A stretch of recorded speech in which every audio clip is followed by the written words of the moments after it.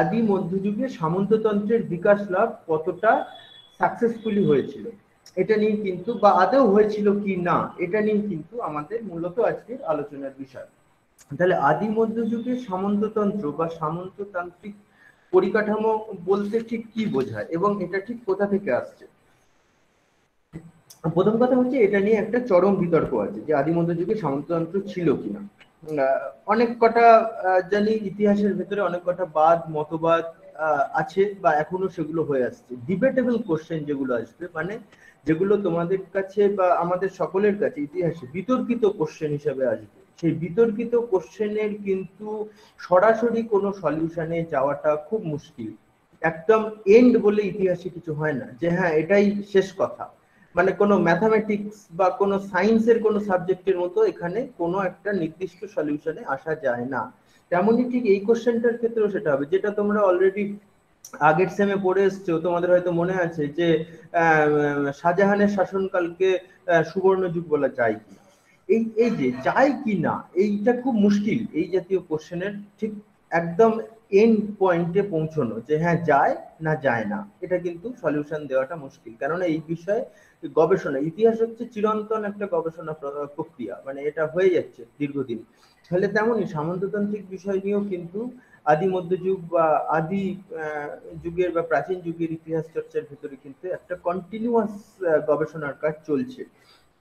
তার ভেতর থেকেই যেটুকু এখনো অব্দি উঠে আসছে তার ভিত্তিতে এটা একটা পর্যালোচনা করা হবে, এবং সেখানেও উত্তরটা এমন ভাবেই রাখা হবে যেন এই উত্তরটা এখানে শেষ নয়, এটা এখনো চলবে বা চলতে পারে, এই রকম জায়গায় গিয়ে আমাদের অ্যান্সারটা শেষ করতে হবে।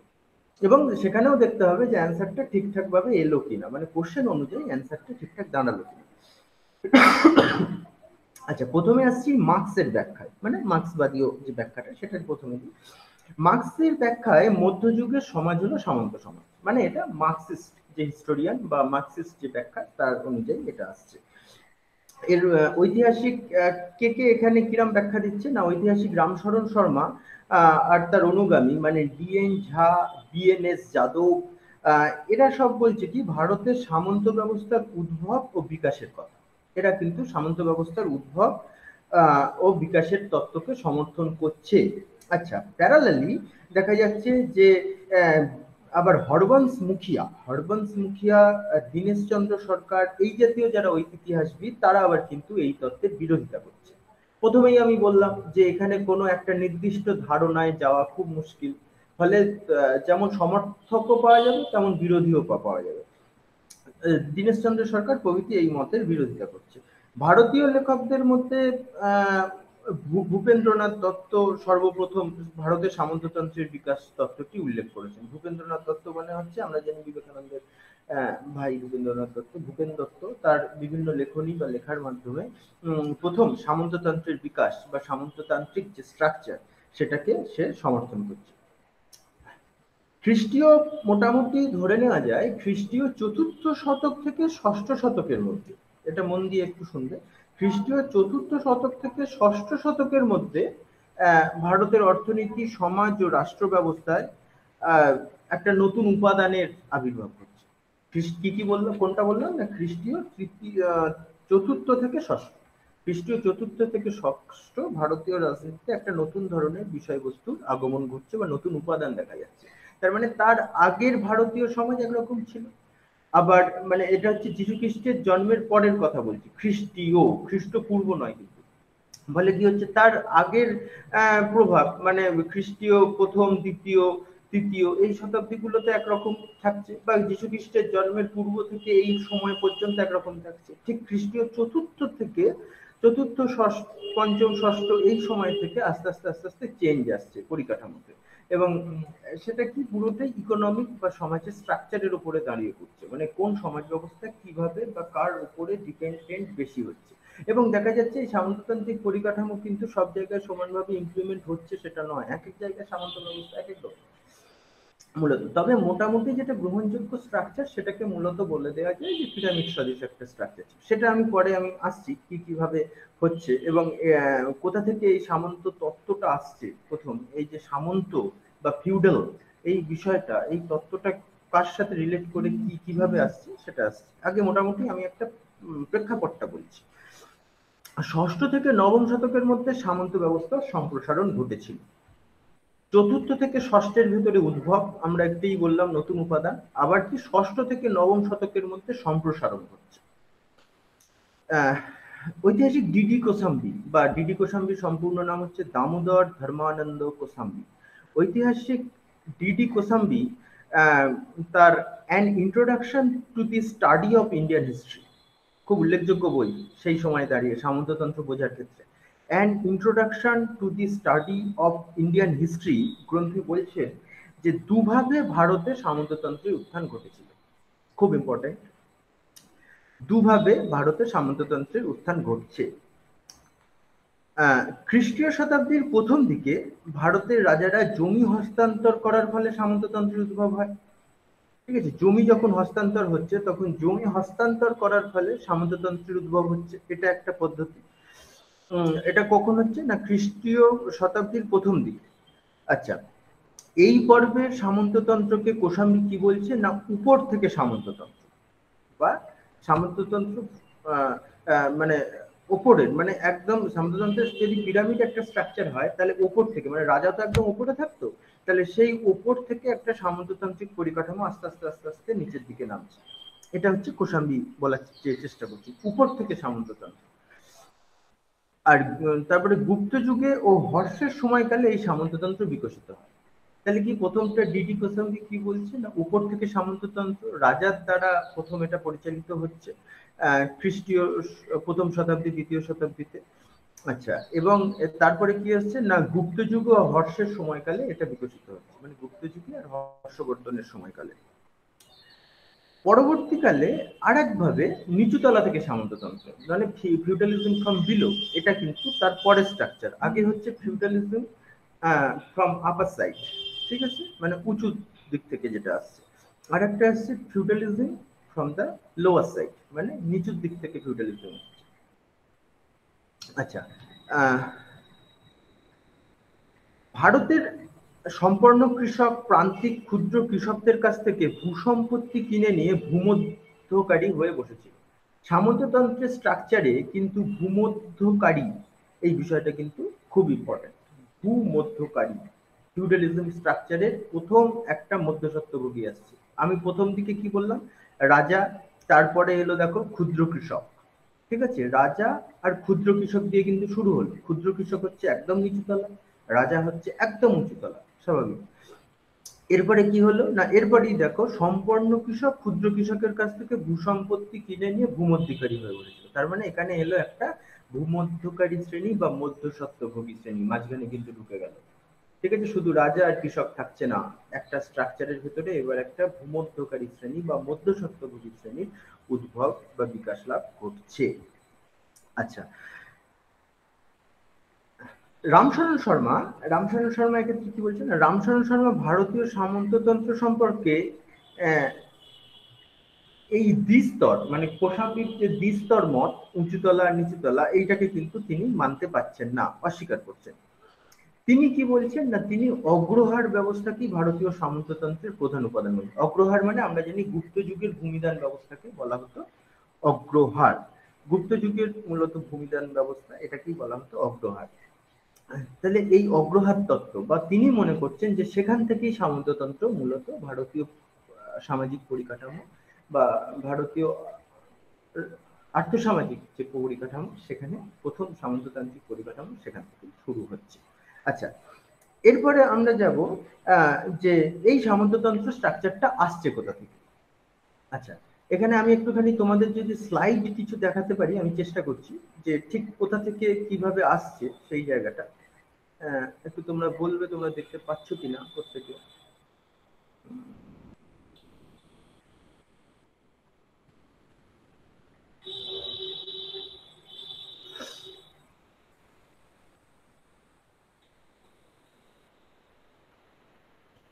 আচ্ছা, দেখতে পাচ্ছ?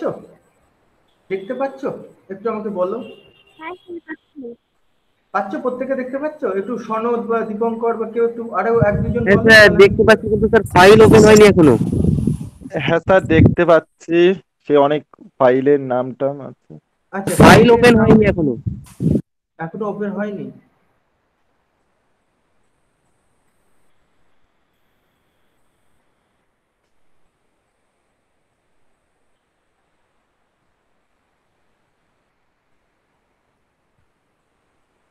ওপেন হলে আমাকে একটু বলবে, হ্যাঁ, ওপেন হলে আমাকে একটু বলবে। ওকে স্যার, অবশ্যই বলবো।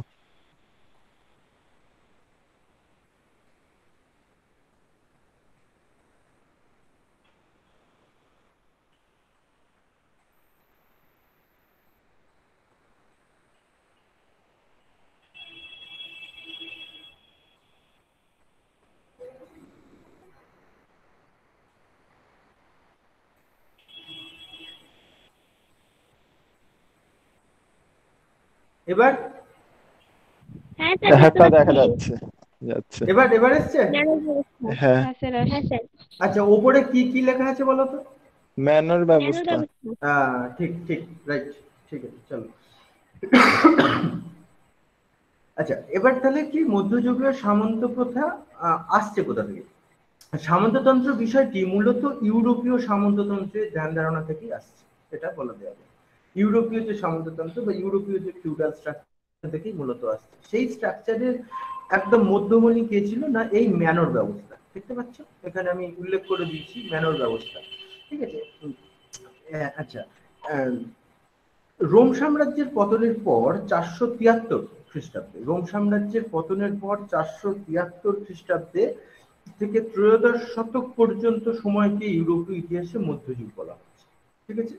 473 খ্রিস্টাব্দ থেকে, রোম সাম্রাজ্যের পতনের পর 473 খ্রিস্টাব্দ থেকে ত্রয়োদশ শতক পর্যন্ত সময়কে ইউরোপীয় ইতিহাসে মধ্যযুগ বলা হচ্ছে। তার মানে এই যে যে ব্যবস্থাটা, এই যে যে চিত্রগুলো তোমরা দেখতে পাচ্ছ, এটা কিন্তু সবটাই ইউরোপীয় স্ট্রাকচার। এই যে একটার পর একটা চিত্র যদি আমি খুলি, আমি পরে আবার দেখাবো তোমাদের, এই যে যে টোটাল যে চিত্রগুলো, এগুলো কিন্তু সবটাই মধ্যযুগীয় ইউরোপের কিভাবে লোকে বাসস্থান ছিল, কিভাবে ম্যানররা এখানে কি সার্ফরা এখানে কৃষিকাজ করতো। সার্ফ মানে হচ্ছে ভূমিদাস যাদেরকে বলা হতো।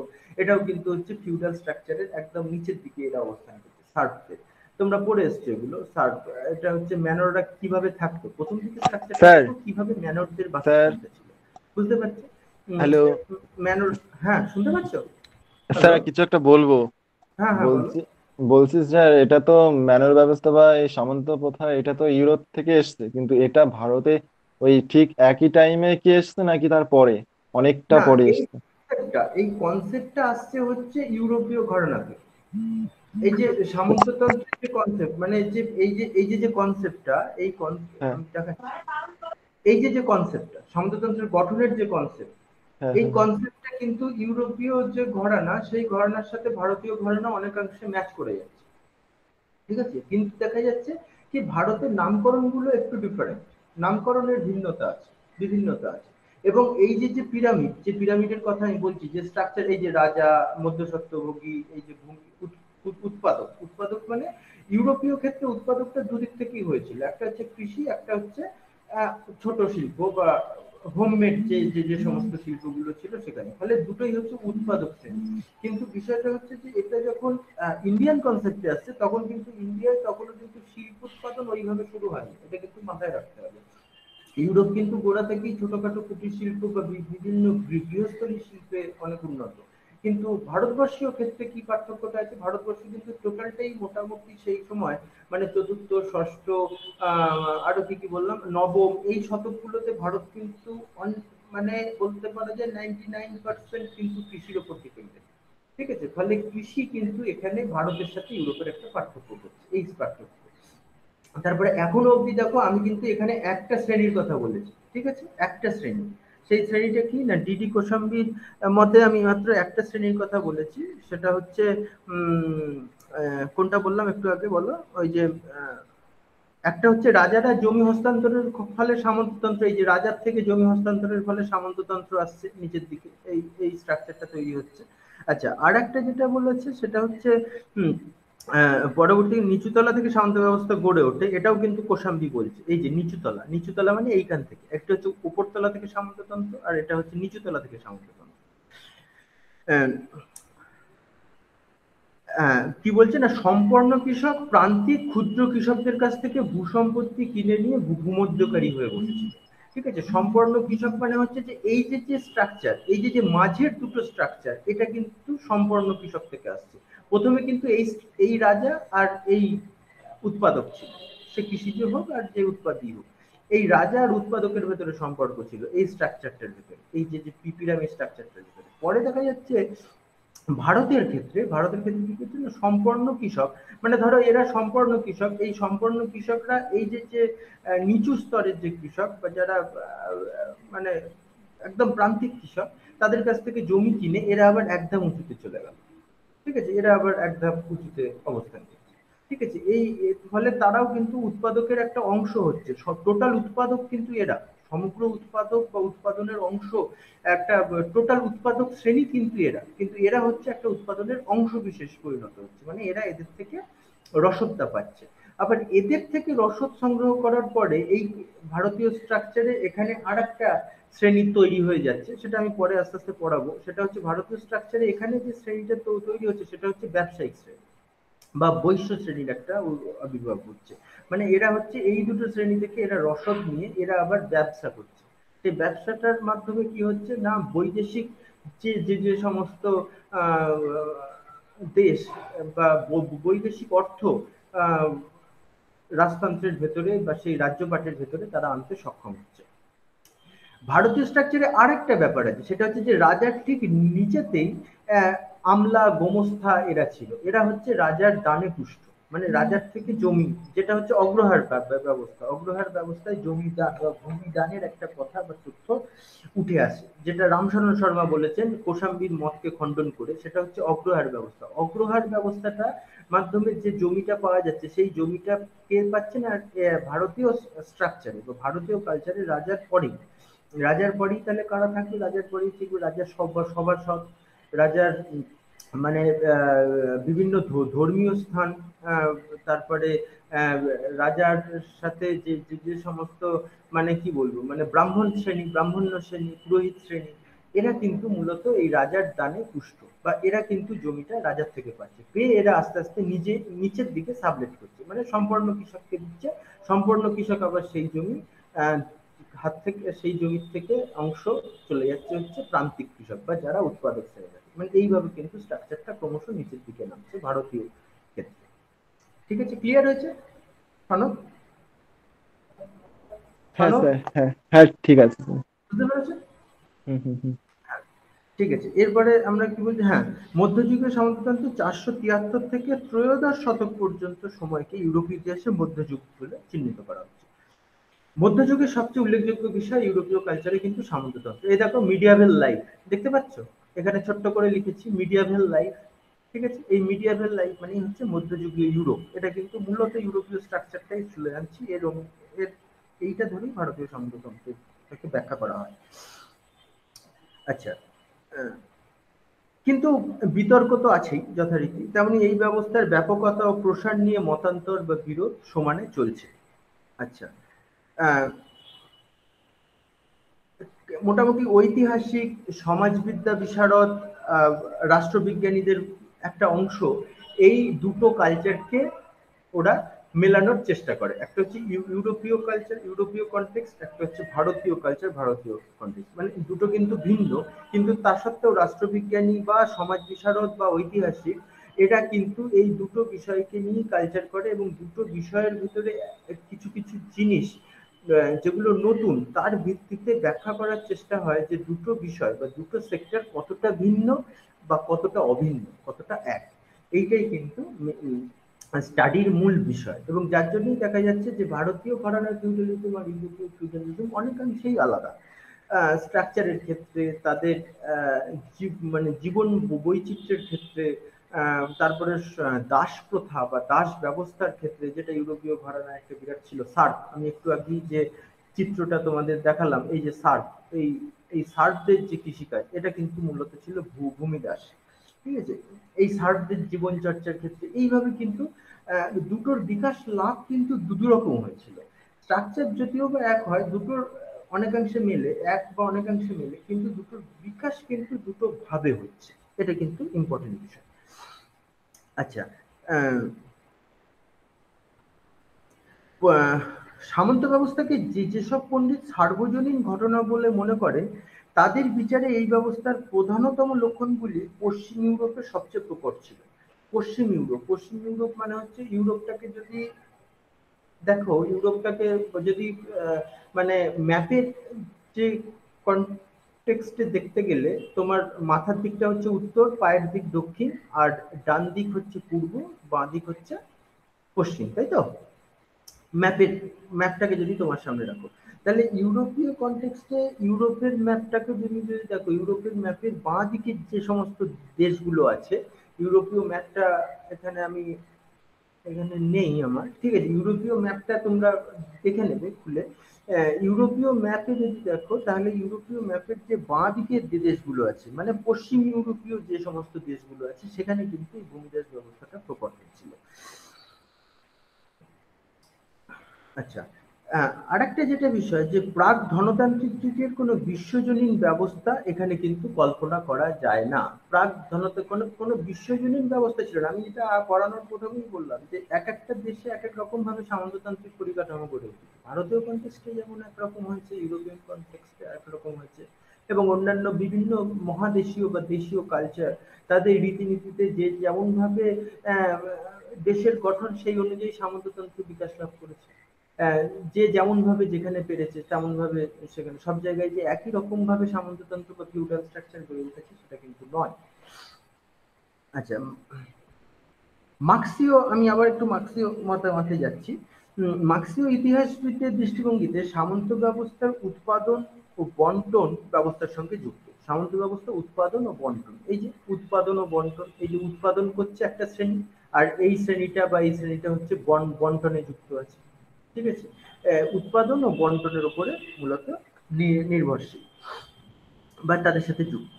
এই মত অনুসারে বলা যায়, সামন্ত প্রথায় উৎপাদনের মূল উপকরণ ভূমি। অবশ্যই ভূমি, কেননা ভূমি ছাড়া সামন্ত ব্যবস্থা আসবে কোথা থেকে? কেননা কারখানায় বা শিল্প উৎপাদন সেই সময় কতটুকু ছিল, যে সেখানে শিল্প উৎপাদন হয়ে আর একটা ব্যবস্থা গড়ে উঠবে?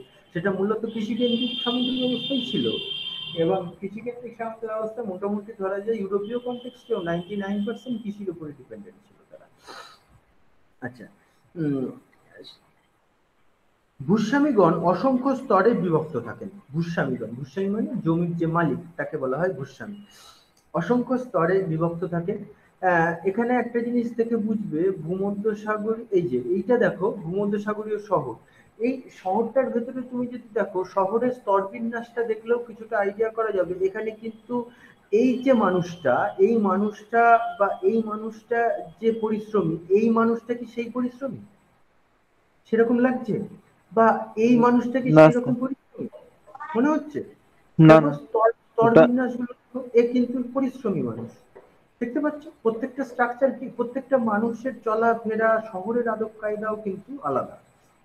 ফলে এর থেকে ধরা যায় স্ট্রাকচারাল ফিউডালিজমের কত কত ভিন্নতা ছিল এবং কত বিভিন্নতা ছিল। এই স্ট্রাকচার কিন্তু যে ভারতীয় কনটেক্সটে হুবহু মিলবে সেটা কিন্তু নয়। ভারতে এত ডিভিশন ওই মুমেন্টে থাকবে না, মানে চতুর্থ ষষ্ঠ নবম ওই মুমেন্টে থাকবে। ওই মুমেন্টে ভারত মূলত দুটো থেকে তিনটে শ্রেণীতে ম্যাক্সিমাম হলে বিভক্ত থাকবে: উৎপাদক শ্রেণী, মধ্যস্বত্বভোগী শ্রেণী, আর একদম রাজা, এই তিনটে। কিন্তু ইউরোপীয় কনটেক্সটে গেলে আমরা দেখতে পাবো, ইউরোপীয় কনটেক্সটে কিন্তু বিভাজনটা একটু বেশি হয়ে যাচ্ছে, কেননা ইউরোপীয় অর্থনীতিটা একটু অন্য অর্থনীতি, একটু ভিন্ন স্ট্রাকচারের অর্থনীতি, যার জন্য দেখা যাচ্ছে যে শুধু রাজা, মধ্যস্বত্বভোগী বা উৎপাদক না, এখানে একটা ব্যবসায়িক শ্রেণী আসছে, এখানে ছোট ছোট অনেক উৎপাদক শ্রেণী তৈরি হচ্ছে, যেগুলো কৃষির বাইরে ছোট ছোট উৎপাদক, ঠিক আছে? তারপরে কৃষি কেন্দ্রিক মানে ছোট বাণিজ্য ব্যবস্থা আসছে, সেই বাণিজ্যের হাত ধরে একটা শ্রেণী উঠে আসছে, এইভাবে একাধিক শ্রেণী। কারণ ইউরোপে যখন উন্নয়ন শুরু হয়, ইউরোপে কিন্তু উন্নয়নটা ধারাবাহিকতা বজায় রেখে হয়েছিল। ভারত আর ইউরোপে কিন্তু ইনভেশন বা ইউরোপে কিন্তু বিভিন্ন শক্তির অনুপ্রবেশটা তুলনামূলক কম বা অনেক অংশে খুব স্লোলি হয়েছিল, ধীরে ধীরে আসছে। কিন্তু ভারতীয় ক্ষেত্রে দেখতে হবে, ভারতীয় বৈদেশিক আক্রমণ বা ভারতের সমাজ ব্যবস্থার ওপর বৈদেশিক প্রভাব কিন্তু এক নাগাড়ে হয়ে গেছে, এবং এক এক টাইমে এক একটা রকম বৈদেশিক আক্রমণ হয়েছে। ফলে যার জন্য কি হচ্ছে, প্রত্যেকবারই সামন্ততান্ত্রিক পরিকাঠামোতে ধাক্কা লেগেছে, এবং সামন্ততান্ত্রিক পরিকাঠামো প্রত্যেকবারই পাল্টে পাল্টে গেছে। অত সুন্দর সুষ্ঠুভাবে একটা ধারণা বা একটা কনসেপ্ট কিন্তু ভারতীয় ঘরানায় খুঁজে পাওয়াটা একটু মুশকিল, সেটা খুঁজে পাওয়া যাবে না অত সহজে। ঠিক আছে, এই যে যে এত সুন্দর পরিকাঠামো, ম্যানরদের জন্য আলাদা থাকার ব্যবস্থা, এই এই জাতীয় যে সুন্দর সুন্দর পরিকাঠামো ইউরোপীয় ঘরানায় বা ইউরোপীয় কনটেক্সটে দেখা যাচ্ছে। এই যে ম্যানর ব্যবস্থা বা ম্যানরদের গ্রাম, ঠিক আছে, ম্যানররা হচ্ছে এই উৎপাদনের কাছাকাছি তাদের অবস্থান থাকতো, তারা এখান থেকে উৎপাদন করে তারা পৌঁছে যেত শহরে। এই যে যে ম্যানর ব্যবস্থা, এই এই জাতীয় কিন্তু কনসেপ্ট, এই জাতীয় কনসেপ্ট কিন্তু অতটা ক্লিয়ারলি ভারতীয় ঘরানায় পাওয়া যাবে না। এটা নিয়ে হচ্ছে ডিডি গোস্বামী, রামচন্দ্র শর্মা এদের ভেতরে বিরোধ, যে কতটা ইউরোপীয় বলা যায়। ইউরোপীয় থেকে তো আমরা নিচ্ছি কনসেপ্টটা, ঠিক আছে, কিন্তু অ্যাকচুয়ালি কতটা ইউরোপ আর ভারত সিমিলার, এটা নিয়ে তো একটা প্রশ্ন থেকেই যায়। কেননা দুটো দেশ দুরকম, দুটো দেশের আর্থসামাজিক প্রেক্ষিত দুরকম, ফলে দুটো দেশকে এক আসনে বসালে অসুবিধা আছে। হ্যাঁ, সামন্ততান্ত্রিক কথাটা নিলাম, ফিউডাল কথাটা আমরা নিলাম, ঠিকই আছে, ফিউডাল ওখানেও ছিল এখানেও ছিল, কিন্তু দুটো ফিউডালের ডিফারেন্সটাকে আমাকে কিন্তু মান্যতা দিয়ে কথা বলতে হবে। ঠিক আছে, এটাই হচ্ছে কনসেপ্ট। বোঝা যাচ্ছে সনদ বা দীপঙ্কর বা যারা আছে, অনন্যা? হ্যাঁ স্যার, বুঝতে পারছি, বুঝতে পারছি। আচ্ছা আচ্ছা হ্যাঁ স্যার, হ্যাঁ। আচ্ছা, এরপরে কি আমি কত কি বলেছিলাম একটু বলো। আচ্ছা, ভূসম্পদ উৎপাদনের উপকরণ উৎপন্ন সামগ্রীর উপর ভূস্বামীরা নিয়ন্ত্রণ প্রতিষ্ঠা করে, এটা তো আমি বললামই। আচ্ছা, ভূস্বামীগণ অসংখ্য স্তরে বিভক্ত থাকে, এটা তো এটাও আলোচনা করলাম, ও কি কি স্তরে তারা বিভক্ত থাকে।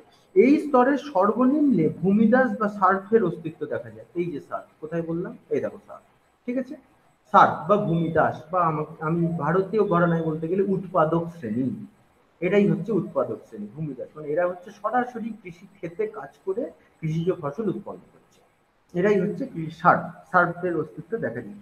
ভূমিদাসরা তাদের ভূমিতে আবদ্ধ থাকতেন, মানে এই সার্ফরা এই ভূমিতে আবদ্ধ থাকতো, জমির ওপর তাদের মালিকানা ছিল না, জমির ওপর তারা কিন্তু জমির মালিক তারা নয়, তারা কিন্তু কি দেখা যাচ্ছে না, তারা শুধু চাষের সাথেই যুক্ত। জমির মালিক হচ্ছে ওই মধ্যস্বত্বভোগী শ্রেণী বা তার উপরে যে সম্পন্ন চাষি, সেই হচ্ছে জমির মালিক, কিন্তু এরা শুধু চাষটা করে চলে যাবে বা চাষের সাথেই এদের শুধু সম্পর্ক। আহ, আচ্ছা, আচ্ছা, ভূমিদাসরা তাদের ভূমি আবদ্ধ থাকতেন, জমির উপর তাদের মালিকানা ছিল না। উপরন্তু যখন মালিকানা বদল হতো তখন ভূ সম্পদের সঙ্গে সঙ্গে ভূমি দাসও হস্তান্তরিত হতো। ঠিক আছে, তার মানে এই জমির সাথে যে কৃষকরা আছে, সেই কৃষকরা কিন্তু যদি এই জমির মালিক তার মালিকানা ছেড়ে অন্য মালিকানা ভিন্ন জায়গায় চলে যায়, তাহলে কিন্তু এই কৃষকরাও চেঞ্জ হবে। এই কৃষকরা কিন্তু এই জমি চাষ করবে এবং তারা এই জমির সাথে সাথেই অন্য মালিকানায় চলে যাবে। ক্লিয়ার? এই জমির সাথে সাথেই তারা অন্য মালিকানায় চলবে, একটা মালিকানা থেকে আরেকটা মালিকানায় স্থানান্তরিত হবে। রাজস্ব ব্যবস্থার দ্বারা যত বেশি সম্ভব উদ্বৃত্ত আহরণ ও নিয়ম বহির্ভূত অত্যাচারমূলক কর চাপানোর প্রবণতা এই ব্যবস্থায় দেখা যায়। মানে যত রকম ভাবে তুমি শোষণ করতে পারো, ঠিক আছে, এই শোষণ করার মাধ্যমে কিন্তু এক একটা মানে তাদের পছন্দ মতো তারা তাদের সাম্রাজ্যগুলো আহ উচ্চতর শ্রেণী বা মানে সম্পন্ন যে সমস্ত জমিদার শ্রেণী বা ছোট জমিদার বড় জমিদার, তারা কিন্তু তাদের মতো করে শোষণ বা কর তারা কিন্তু তাদের মতো করে চাপিয়ে দিত নিচের শ্রেণীকে, এবং দেখা যাচ্ছে তারা সেটা কি কাজে লাগাতো না, তাদের শহর সৌন্দর্যায়নের কাজে লাগাতো, তাদের ভোগ বিলাস ব্যাসনে তারা তাদের কাজে লাগাতো। এই এই বিষয়গুলো কিন্তু ভারতীয় কনসেপ্টের সাথেও মেলে, এই বিষয়গুলো কিন্তু যে ভারতীয় কনসেপ্টের সাথে একদম যায় না এটা কিন্তু নয়। এই দেখো এই এই বিষয়গুলো কিন্তু টোটালটাই এই যে উন্নত বাজার, এই যে বাড়ি, এই যে উন্নত উন্নত বাড়ি, এগুলো কিন্তু প্রত্যেকটাই কিন্তু সেই সামন্ত ব্যবস্থার উপর চাপানো কর বা ওই সামন্ত ব্যবস্থা বলছি, মানে ভূস্বামী বা ভূমি ছোট কৃষক বা আরো নিম্নবিত্ত কৃষকদের উপরে চাপানো করের মাধ্যমে কিন্তু এই বিলাস ব্যাসন বা এই বিষয়গুলো কিন্তু উঠে এসছে। এবং বাজারেরও একটা ভূমিকা আছে বিরাট, এবং এই বাজারে যারা মানে জিনিস বাজারিকরণ করে তাদের উপরেও কিন্তু কর অনেক সময় চাপিয়ে দেওয়া হয় নানা রকম ভাবে। একটা জায়গা থেকে যখন আর একটা জায়গায় বাণিজ্য ব্যবস্থা যাচ্ছে, মানে জিনিস আমদানি রপ্তানি হচ্ছে, তখন কিন্তু নানা রকমের কর চাপছে এক একটা দেশে বা এক একটা আহ মানে রাজ্যের পরিকাঠামোয় এক এক রকম করের ব্যবস্থা ছিল। ফলে সেই অনুযায়ী কিন্তু এটা একটা বিভিন্নতা ছিল করের ক্ষেত্রে, বা বিভিন্ন সময় বিভিন্ন রকম কর চাপিয়ে দেওয়া হয়। আচ্ছা, ভূস্বামী ও ভূমিদাসদের ভেতর আধিপত্য অধীনতার সম্পর্ক গড়ে ওঠে। ভূস্বামী কি বললাম আমি, ভূস্বামী আর একটা ভূমিদাসদের ভেতর, ভূস্বামী মানে ভূমির মালিক আর ভূমিদাস মানে যারা চাষি, তারা আধিপত্য অধীনতার সম্পর্ক গড়ে ওঠে। আচ্ছা, এরপরে কি হচ্ছে, রাজনীতিতে এককেন্দ্রিক শক্তির পরিবর্তে বিকেন্দ্রীকৃত প্রশাসন প্রতিষ্ঠিত হয়। খুব ইম্পর্টেন্ট ব্যাপার, বিকেন্দ্রীকৃত প্রশাসন মানে যত তুমি কেন্দ্রীকরণ করার চেষ্টা করবে তত কিন্তু সাইড থেকে সামন্ত ব্যবস্থার মাধ্যমে তো মানিটারি সিস্টেমটা তো ঘুরছে সমাজের ভেতরে। মানিটারি সিস্টেমটা কোনো এক জায়গায় আটকে নেই। মানিটারি সিস্টেম যখন কোনো একটা নির্দিষ্ট জায়গায় আটকে নেই, যখন মানিটারি সিস্টেম রোলিং হয় সামন্ত ব্যবস্থা বা সামন্ত প্রথার মাধ্যমে, তখন কিন্তু অর্থটা বা সম্পদটা কিন্তু বিভিন্ন জায়গায় স্ট্যাগনেন্ট হয়ে যায় বা বিভিন্ন জায়গায় আটকে যায়। ঠিক আছে, ফলে যখনই আটকে যাচ্ছে তখনই দেখা যাচ্ছে যে কোনো সম্পদশালী শ্রেণী বা রাজার কোনো আমলা বা গোমস্থা, এরা কিন্তু আস্তে আস্তে রাজার বিরুদ্ধে গিয়ে বিদ্রোহ করছে এবং দেখা যাচ্ছে রাজা তখন তার সাম্রাজ্য বাঁচানোর জন্য বিভিন্ন ভাবে সাবলেট করছে এক একটা ব্যাপারকে। এবং যারা যখন বিদ্রোহ করছে তাদের সেখানে কিছু কিছু জায়গায় জমি বা পট্টনি তাদেরকে দিয়ে দেওয়া হচ্ছে, যাতে তারা বিক্ষোভ বিদ্রোহটা না করে। এবং রাজার হাত থেকে ক্ষমতা আস্তে আস্তে বিভাজন হচ্ছে এবং ক্ষমতাটা এককেন্দ্রিক থাকছে না, বহু কেন্দ্রিক ক্ষমতায় কিন্তু আস্তে আস্তে চলে যাচ্ছে। এইটাই মূলত। এরপরে যেটা আসছে যে পিরামিড সামন্ততন্ত্রের একটা তত্ত্ব এই সময় আসছে, সেটা হচ্ছে যে সামন্ত ব্যবস্থা, এই যে পিরামিড মানে এইটার কথা বলছি, এই যে পিরামিড সামন্ততন্ত্র, ভারতীয় কনটেক্সটেও কিন্তু এই পিরামিড সামন্ততন্ত্র প্রত্যেকে দেখতে পাচ্ছ তো, প্রত্যেকে দেখতে পাচ্ছ? হ্যাঁ হ্যাঁ স্যার। হ্যাঁ হ্যাঁ। স্যার। আচ্ছা, হ্যাঁ এমনি স্যার, দেখতে পাচ্ছি। অসুবিধা কিছু হচ্ছে, কোনো জায়গায় বুঝতে সমস্যা আছে? না আচ্ছা স্যার, আচ্ছা, বলুন স্যার। পিরামিড সামন্ততন্ত্র এই সময় কিন্তু আসছে।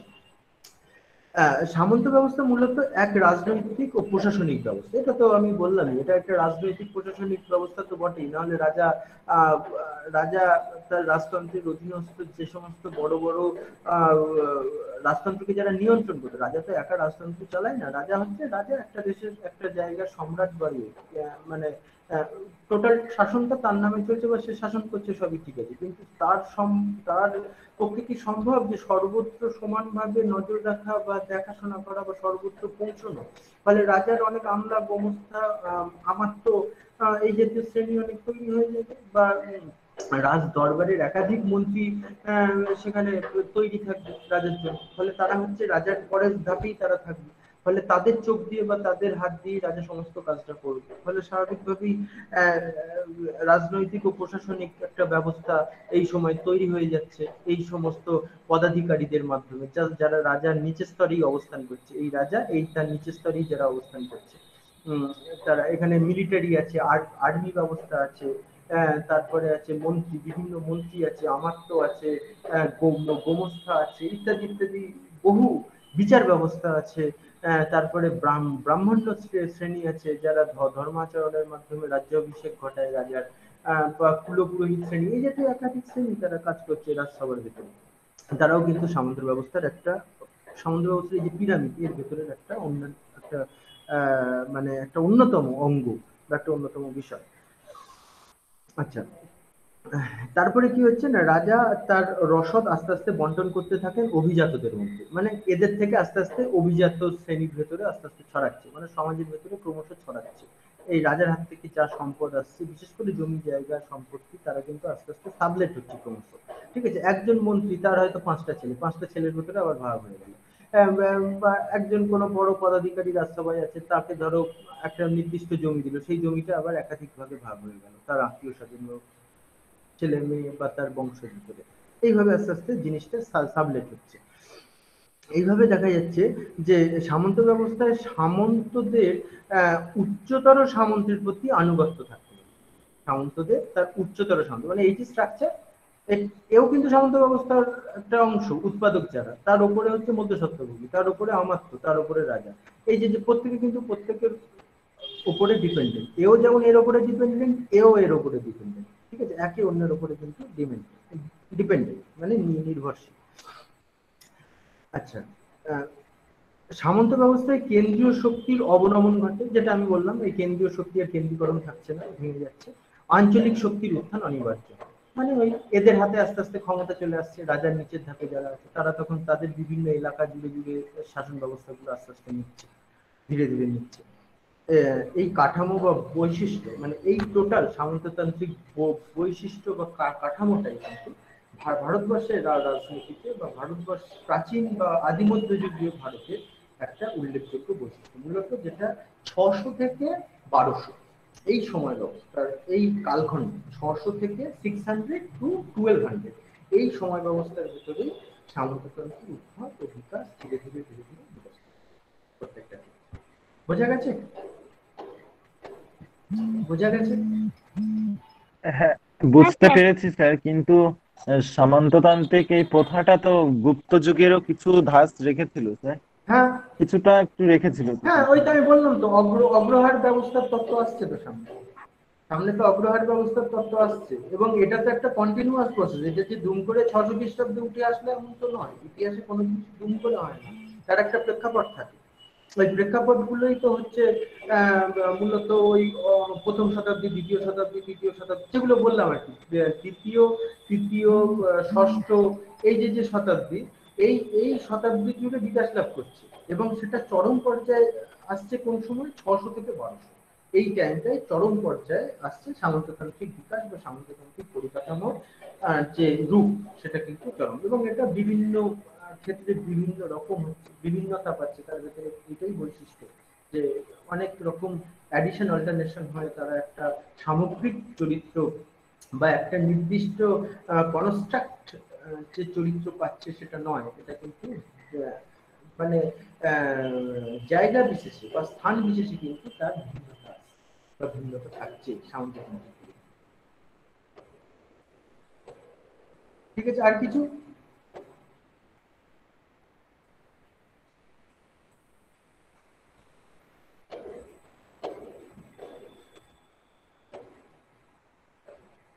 Hello, hello. হ্যাঁ স্যার বলুন। হ্যাঁ, বুঝতে পেরেছো? আর কোনো বিষয় কিছু হুম, আছে জানার জন্য? আমার আর কিছু জানার নেই, আচ্ছা, নোটটা আর দিলে কারোর বুঝতে কোনো পারবো। সমস্যা আছে কিছু? না আচ্ছা স্যার। আচ্ছা, সৌরভ, দিশা, না স্যার। দিশা বুঝতে পেরেছো? না স্যার, আর কোনো অসুবিধা নেই। আচ্ছা ঠিক আছে, অসুবিধা নেই। আচ্ছা, দীপঙ্কর, সুইটি, প্রত্যেকে দেখতে পেয়েছো তো? হ্যাঁ স্যার, বুঝতে হ্যাঁ স্যার, পেরেছি, হ্যাঁ অসুবিধা নেই। দেখেছি। আচ্ছা ঠিক আছে, ভালো লাগলো। আচ্ছা, আর আর আমি আর কে কে আছো একটু বলো না, সবাইকে আমি ঠিক ফলো করতে পারছি না।